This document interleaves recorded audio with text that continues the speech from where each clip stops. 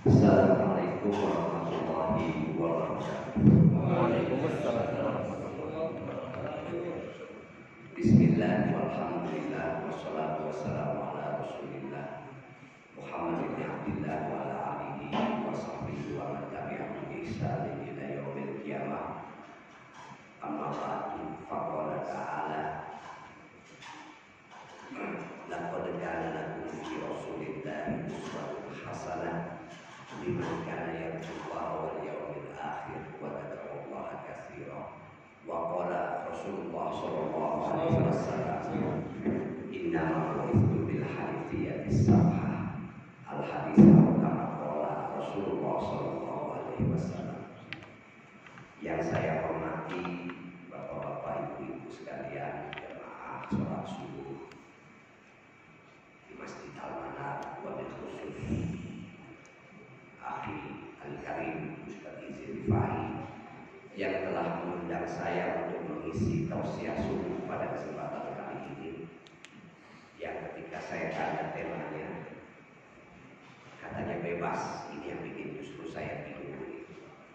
Maka akhirnya karena ini baru saja kita sama-sama berada di bulan Rabiul Awal, bulan Maulid Nabi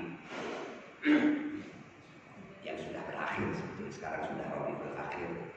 Tapi semangat Maulid ini harus tetap kita sampaikan, kita gemakan, karena memang panutan kita Nabi besar Muhammad SAW harus selalu kita bicarakan, yang tujuannya adalah agar kita sebagai umat Islam, sebagai umatnya bisa sedikit banyaknya meniru akhlak Nabi besar Muhammad SAW.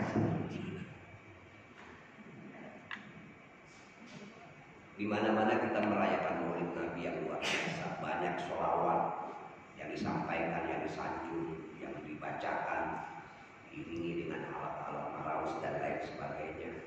Ada sholawat Simtuturor, ada sholawat Barzanji, ada sholawat Burdah, dan sholawat-sholawat lainnya yang disampaikan oleh kita sebagai umat Islam, sebagai rasa cinta kita kepada Nabi besar Muhammad SAW. Namun saya sering mengingatkan ada hal yang lebih penting dari sekedar membaca sholawat untuk Nabi, yaitu meniru akhlak Nabi besar Muhammad SAW. Karena tujuan utama Nabi besar Muhammad diutus ke muka bumi ini adalah untuk menyempurnakan atau melengkapi kesempurnaan akhlak manusia.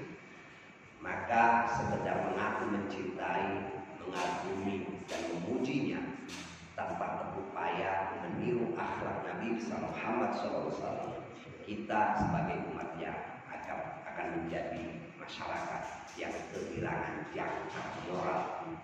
Dan ini tampaknya terjadi di tengah masyarakat muslim sekarang ini.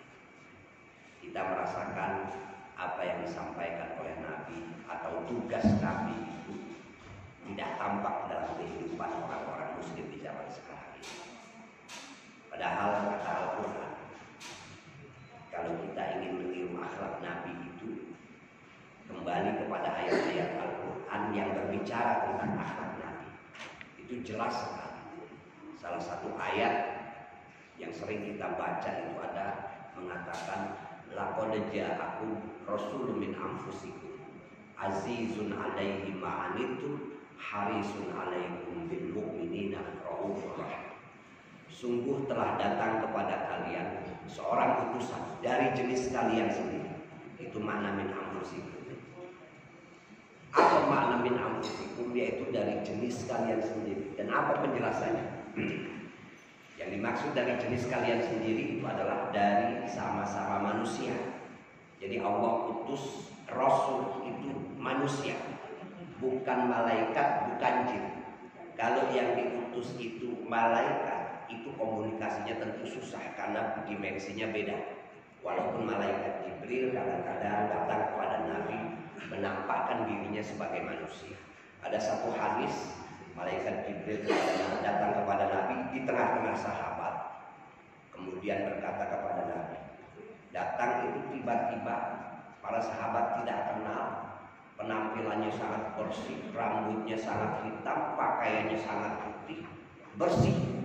Dan para sahabat bingung, ini siapa? Yang kemudian datang langsung duduk di hadapan Nabi, bahkan dengkulnya itu menyentuh dengkul Nabi. Malaikat Jibril, tapi dalam bentuk manusia. Nah, ketika sudah di hadapan Nabi, malaikat Jibril itu berkata, akhbirni anil Islam, akhbirni anil iman, akhbirni anil ihsan, akhbirni anil sa'ah. Bertanya tentang Islam, tentang iman, tentang ihsan, dan tentang hari kiamat kepada Nabi Muhammad SAW. Ini salah satu contoh ketika malaikat Jibril datang kepada Nabi dalam bentuk manusia. Tapi apakah selamanya bisa seperti itu? Tidak. Karena malaikat tetap malaikat, walaupun kadang-kadang tampil sebagai manusia. Nah, kalau Rasul dalam bentuk malaikat, maka komunikasinya akan sulit. Apalagi dari bangsa jin umpamanya. Rasul diutus oleh Allah dalam bentuk jin. Itu kemudian susah juga kita komunikasi. Yang kita tahu, kalau kita mau komunikasi jin di TV itu harus ada perantara dulu. Perantara nanti kesurupan, wah kakak, kemudian ditanya minta apa, minta kopi, minta apa, kemudian baru ditanya dia mau, dalam keadaan orang itu tidak sadar. Perantara. Masa Rasul seperti ini? Ya, maka dengan kebijaksanaan Allah utuslah Rasul itu min anfusikum, dari jenis kalian sendiri, yaitu manusia. Siapa namanya? Namanya Muhammad Sallallahu Alaihi Wasallam. Bagaimana sifatnya? Azizun alaihi ma'anittu. Apa artinya? Nabi Muhammad itu sedih. Nabi Muhammad itu gundah gulana kalau melihat umatnya itu susah. Kalau melihat umatnya susah, sama kayak orang tua. Orang tua kalau melihat anaknya susah, kira-kira sedih apa bahagia? Orang tua kalau melihat anaknya sekolahnya nggak lulus, SMP 5 tahun sedih. Kuliah dapat nilai jelek sehingga lama lulusnya sedih. Cari kerja susah, sedih orang tua. Apalagi mohon maaf, naudzubillah min dzalik. Anaknya ternyata tersangkut hal-hal yang negatif, sedih orang tua. Nah, sedihnya Nabi Muhammad itu melebihi sedihnya orang tua ketika melihat anaknya susah. Kalau melihat umatnya yang susah, maka jadi umat Nabi Muhammad itu harus keren, harus kaya, harus pinter, harus beradab, harus bisa dibanggakan. Bukan cuma oleh orang tuanya, tapi oleh masyarakat. Nah, kalau kita itu sebagai umat sudah membanggakan, Nabi Muhammad itu bahagia melihat umatnya seperti itu. Apalagi melihat umatnya tukang berantem, gampang diadu domba, saling menyalahkan, saling mengkafirkan, saling menyesatkan. Wah, sedih banget Nabi Muhammad itu melihat yang begitu.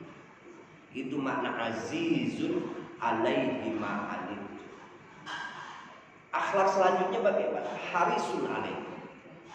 Harisun alaikum itu artinya sangat menginginkan kebaikan. Sangat menginginkan. Nabi Muhammad itu ingin umatnya hebat, umatnya maju. Dalam konteks global ingin sekali umatnya menjadi pemimpin dunia, pemimpin peradaban. Karena memang misi Nabi itu adalah membangun peradaban. Maka ketika Nabi hijrah dari Makkah ke Madinah, kota Yathrib oleh Nabi diubah menjadi Madinah. Yang dalam kata Madinah itu mengandung visi dan misi besar Nabi Muhammad SAW. Apa kata Madinah itu? Asal katanya tamadun. Tamadun itu mengandung arti sakofah wal hadorah yang memiliki makna peradaban dan berkebudayaan. Artinya apa? Nabi Muhammad itu ingin membangun masyarakat yang beradab, masyarakat yang berbudaya. Dan masyarakat yang beradab itu cirinya dua. Pertama, cinta ilmu pengetahuan. Yang kedua, menghargai segala perbedaan. Itu sebabnya beliau kemudian menyatukan orang-orang yang ada di Madinah, dijatuhkan menjadi komunitas Madinah, yang kemudian diikat oleh satu undang-undang yang sangat terkenal. Dan undang-undang pertama yang tertulis, yang dibuat oleh umat manusia di muka bumi ini, yang undang-undang itu kemudian dikenal dengan Piagam Madinah. Disatukan masyarakat Madinah oleh Nabi dengan segala perbedaannya, baik perbedaan suku ataupun perbedaan agama. Maka kalau kita baca itu yang namanya Piagam Madinah, isinya luar biasa, dahsyat sekali, luar biasa. Bahkan saya kadang-kadang heran kok di abad ke-7 itu sudah ada manusia yang berpikir sehebat itu. Di belahan dunia manapun belum ada. Bayangkan, diikat dalam satu konstitusi namanya Piagam Madinah, yang ketika itu masyarakat Madinah itu cukup plural. Ada Muhajirin, ada Ansor, ada Bani Qainuqa, ada Quraidah, ada Bani Nadir, dan seterusnya. Dasarkan agama pun ada Muslim, ada Kristen, ada Yahudi.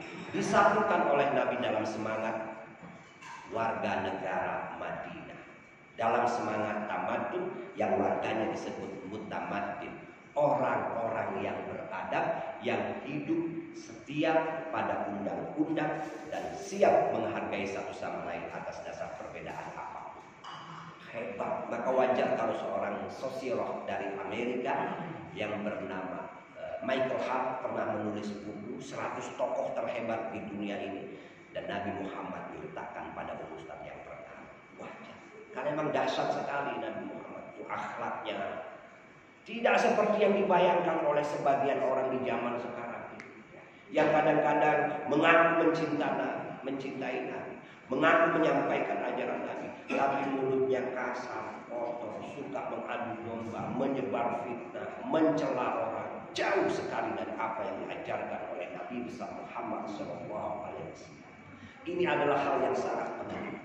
Sebelum kita banyak bicara tentang agama, tentang hal lainnya, maka kembalilah kepada hal yang paling inti dari agama, yaitu akhlak. Karena kata Nabi, innama bu'itsu liutammima makarimal akhlak. Sungguh aku ini diutus oleh Allah, fokusnya untuk melengkapi kesempurnaan akhlak. Maka dalam bahasa Arab itu ada penjelasan kalau kata innama itu mengandung arti lil hasr. Lil hasr itu maknanya fokus, terbatas, bahwa aku ini diutus oleh Allah, fokusnya adalah untuk melengkapi kesempurnaan akhlak manusia. Jadi bukan yang lain, akhlak. Dan umat Islam kalau berhasil meniru akhlak Nabi besar Muhammad SAW, sudah dapat dipastikan akan menjadi umat yang hebat, yang mampu memimpin dunia ini dan memimpin peradaban.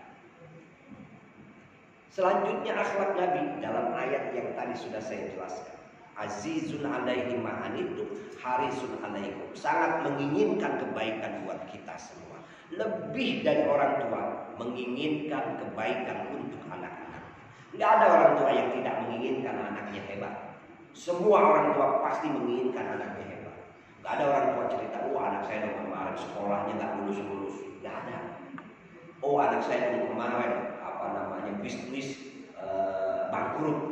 Ada nggak orang tua dengan begitu bangga? Tidak ada. Pasti orang tua itu menginginkan anaknya baik. Apalagi mohon maaf, gak ada orang tua yang bangga. Oh anak saya itu hebat. Kenapa? Kemarin ketangkap polisi karena pakai narkoba. Ada gak yang begitu kira-kira? Gak ada.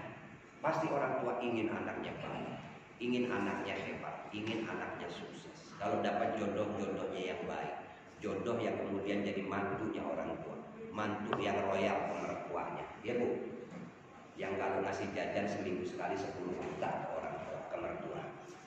Alhamdulillah. Mau gak pak punya mantu gitu pak? Mau. Mantunya gak mau.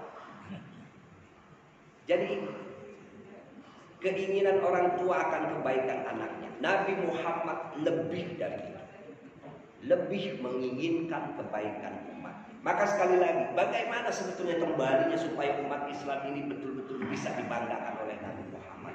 Kembali kepada ajaran agama yang baik dan benar. Ajaran agama yang diajarkan oleh para ulama yang betul-betul mengerti ilmu agama. Bukan ulama yang baru belajar agama kemarin sore kemudian berani berfatwa.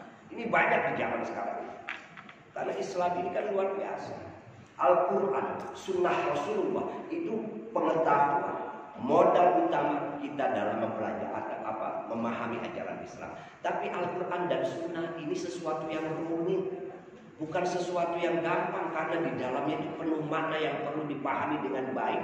Dan untuk bisa memahaminya, orang membutuhkan berbagai disiplin ilmu, Gak bisa sembarangan modal Al-Quran terjemahan, modal hadis terjemahan, kemudian berlagak seperti orang yang sudah paham betul Islam. Itu bahaya yang seperti itu. Al-Quran itu untuk bisa memahami butuh pengetahuan kita tentang bahasa Arab. Bahasa Arab aja ada nahwu, ada sorof, ada balaghah, ada badik, ada ma'ani, ada bayan, rumit. Belum lagi ulumut tafsir. Dengan ulumut tafsir, ilmu tafsir itu kita bisa paham mana ayat-ayat muhkamat, mutasyabih, mana ayat am, mana khos, mana mutlak, mana muqayyad, mana nasikh, mana mansukh. Panjang sekali. Begitu juga dengan sunnah Rasulullah. Butuh ulumul hadis atau mustalahul hadis agar kita bisa membedakan mana mutawatir, mana aziz, mana hasan, mana ahad, mana dhaif, mana sahih, mana mudallas, mana munqati', mana maktub, dan seterusnya.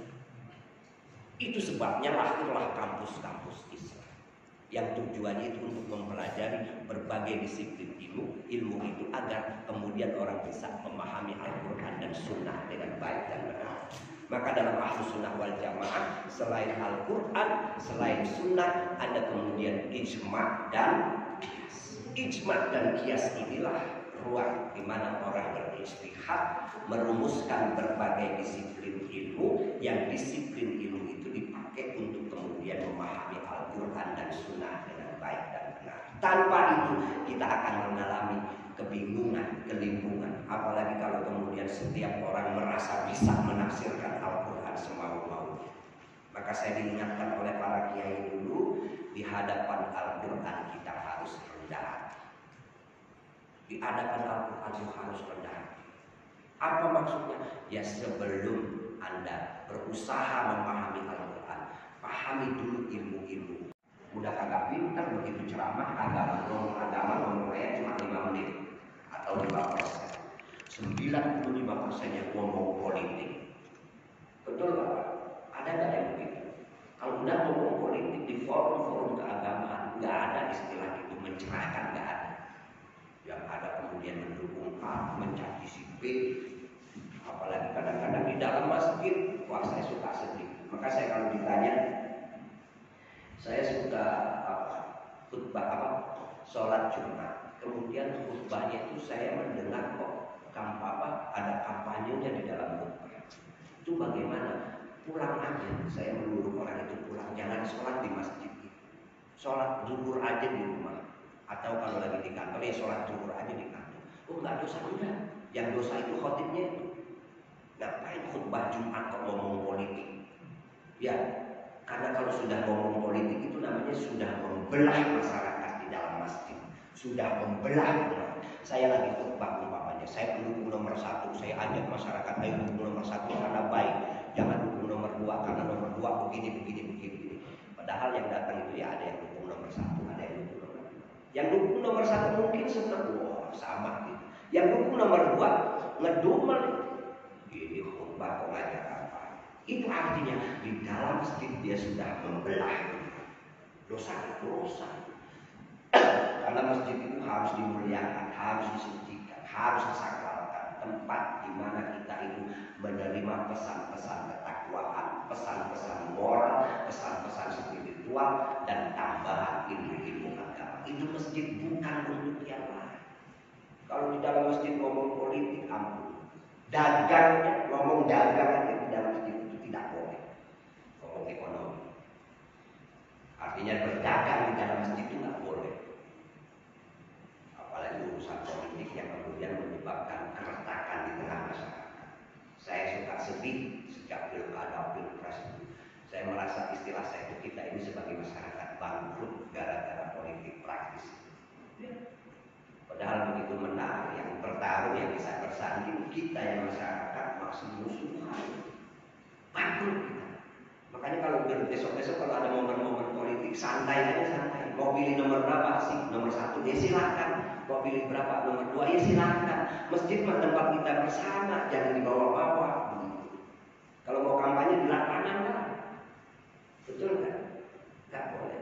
Itu sebabnya Khalifah Umar bin Abdul Aziz itu pernah marah karena mimbar masjid pernah dipakai untuk kampanye politik, saling menjelekkan antara satu kubu dengan kubu yang lain. Karena beliau marah, beliau melarang khutbah itu ada kampanye politik. Itu kemudian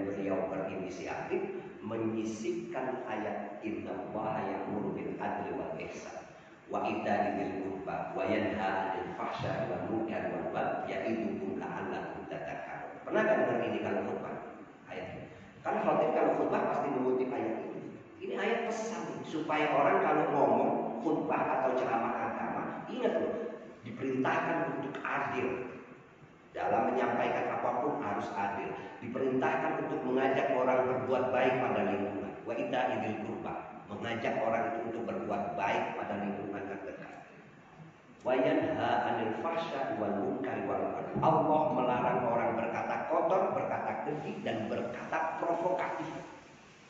Bagyu itu kata Imam Qurtubi, kalimat yang kalau disampaikan ini orang keluar tuh maunya berantem, nyari musuh. Apa namanya? Yaitu provokasi. Kalimat provokasi. Wa yanha 'anil fahsya'i wal munkari wal baghi. Ya'idukum, Allah menasihati kalian la'allakum tadhakkarun, agar kalian menjadi orang yang beradab. Ayat dikutip, tapi isi khutbah, isi ceramahnya tetap aja begitu. Masjid pusat moralitas. Kalau pusatnya sudah dirusak dengan kepentingan praktis, jangan heran kalau umat kemudian juga moralnya bisa bangkrut. Karena masjid ini adalah rumah Allah. Zaman dulu Allah itu pernah bersabda, berfirman kepada Nabi Muhammad, ngasih tahu ada masjid namanya Masjid Dirar. Masjid Dirar itu kalau bahasa Indonesia itu masjid bahaya. Nabi Muhammad gak boleh masuk masjid itu. Kenapa? Karena di dalam masjid itu ada kampanye politik, ada provokasi, ada agitasi, ada fitnah, ada kebencian di dalam masjid itu. Maka Nabi Muhammad dilarang oleh Allah masuk ke dalam masjid. Namanya Masjid Dirar. Kira-kira zaman sekarang ada di Masjid Dirar? Saya tanya, kira-kira ada di Masjid Dirar? Hah? Banyak ya? Saya ingin mengingatkan, itu masjid, namanya Masjid Dirar. Itu Allah yang kasih tahu ke Nabi Muhammad. Nabi Muhammad tidak tahu, dan Nabi Muhammad tidak pernah menyebut masjid itu Masjid Dirar. Tapi Allah yang kasih tahu. Maka saya kalau ditanya sekarang ada Masjid Dirar atau enggak tahu saya, enggak ada. Yang ada masjid yang ciri-cirinya seperti Masjid Dirar ada. Betul kan? Maka saya sering tegas kepada pengurus masjid dan lain sebagainya, kalau ada khutbah, khotib, penceramah, provokasi, mengumbar kebencian dan lain sebagainya, stop, jangan dipakai lagi. Bahaya itu, karena kita bertanggung jawab terhadap moralitas masyarakat. Maka di dalam masjid kita harus mengembangkan pemikiran soal ketakwaan, soal spiritualitas, soal pengembangan moral, penanaman moral. Apalagi kalau di dalam masjid banyak anak-anak muda diajak ngomong yang keras-keras keluar bawaannya pada moral. Apa begitu Islam mengajarkan kita? Apa begitu Nabi Muhammad mengajarkan kita? Tidak. Bil mu'minina raufur rahim. Terhadap orang-orang beriman. Dan Nabi Muhammad itu memiliki sifat rauf dan rahim. Rauf itu dua nama Allah. Kalau kita baca Asmaul Husna, rauf dan rahim itu termasuk di dalam 99 dari Asmaul Husna. Tapi Allah sematkan kepada Nabi. Kenapa? Karena memang beliau memiliki akhlak, kemuliaan hati yang luar biasa. Rauf itu artinya dermawan. Dermawan itu kita bisa dermawan semua, bisa. Tapi Nabi Muhammad itu dermawannya luar biasa. Itu makna rauf. Saya sering mencontohkan sederhana begini. Nah, sebentar. Rauf, rahim itu dua kalimat, dua sifat yang memang digandengkan dan maknanya itu luar biasa. Kita bisa memberi orang, tapi hati kita belum tentu dengan bahagia, dengan senang. Apalagi kalau yang minta itu berkali-kali, lu minta mulu nih. Hati kan ada sedikit bergerundang. Besok-besok jangan minta lagi, minta dulu di dalam hati. Kadang-kadang begitu. Tapi ngasih, nah itu baru dermawan doang, belum rahim itu namanya. Nabi Muhammad ngasih dan hatinya gembira senang dan memberinya lebih dari yang diharapkan orang yang minta. Itu rauf namanya. Ada orang datang ke saya, Pak, minta tolong. Saya dari pagi belum sarapan, ini udah jam 2 siang, perut saya keroncongan. Kira-kira kalau saya kasih uang 25.000 cukup gak ya? Cukup. Kebutuhannya hanya untuk makan kan? Apa? 25.000 kita pergi ke warteg, warung apa, bahkan di warung Padang masih bisa itu kita makan pakai rendang, minum teh manis, kalau ada sisanya ya bisa buat beli rokok 1 batang mungkin. Cukup, karena dia datang ke saya minta selesai. Ngapain forum agama dipakai untuk ngomong yang lain gitu. Itu yang saya maksud. Jadi mari sama-sama kita kembali kepada ajaran Islam yang baik dan benar, dan jangan pernah percaya dengan orang yang menyampaikan Islam tapi tidak dengan penampilan, dengan cara yang diajarkan oleh Nabi besar Muhammad SAW. Karena Islam ini adalah agama rahmat. Rahmat itu tidak lain artinya adalah cinta. Kita mendidik anak itu tidak mungkin anak kita bisa menjadi baik kalau kita tidak mencintai. Berdakwah juga seperti itu. Jangan pernah mengaku sebagai pendakwah, mengajak orang untuk berbuat baik kalau tidak dimulai dengan rasa cinta kita kepada orang lain. Jangan ngomong soal perubahan kalau kita tidak mencintai. Tidak ada ceritanya orang berubah karena kebencian. Tidak ada ceritanya orang berubah karena permusuhan. Orang bisa berubah karena cinta dan kasih sayang. Persis kita mendidik anak-anak kita yang awal pertama sebelum kita mengatakan apapun kepada anak-anak kita sudah lebih dahulu mencintai mereka. Ini saja Bapak Ibu sekalian yang bisa saya sampaikan. Kurang lebihnya saya mohon maaf yang sebesar-besarnya. Mari sama-sama kita tutup majelis ini dengan berdoa. Mudah-mudahan apa yang kita lakukan ini selalu mendapatkan ridho dari Allah Subhanahu wa Ta'ala, dan mudah-mudahan kita selalu mendapatkan bimbingan dari Allah Subhanahu wa Ta'ala. Bismillahirrahmanirrahim. Alhamdulillahirabbil alamin. Hamdan yuwafi ni'amahu wa yukafi mazidah. Ya Rabbana lakal hamdu kama yanbaghi li jalali wajhika wa 'azimi sultanik.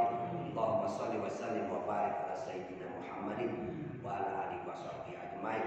Rabbana ighfir lana wa li walidina warhamna warhamhuma kama rabbayana shighara. Allahumma inna nas'aluka salamatan fid din wa afiyatan fil jasad wa ziyadatan fil ilmi wa barakatan fil rizqi wa tawbatan qabla al-maut wa rahmatan indal maut wa maghfiratan ba'dal maut. Allahumma hawwin 'alaina fi sakaratil maut wa najjatna minan nar wal 'afwa indal hisab. Rabbana la tuzigh qulubana ba'da idh hadaytana wa hab lana min ladunka rahmatan innaka antal wahhab. Rabbana hab lana min azwajina wa dzurriyyatina qurrata a'yun waj'alna lil muttaqina imama. Ya Rabbi bil Mustafa balligh maqasidana waghfir lana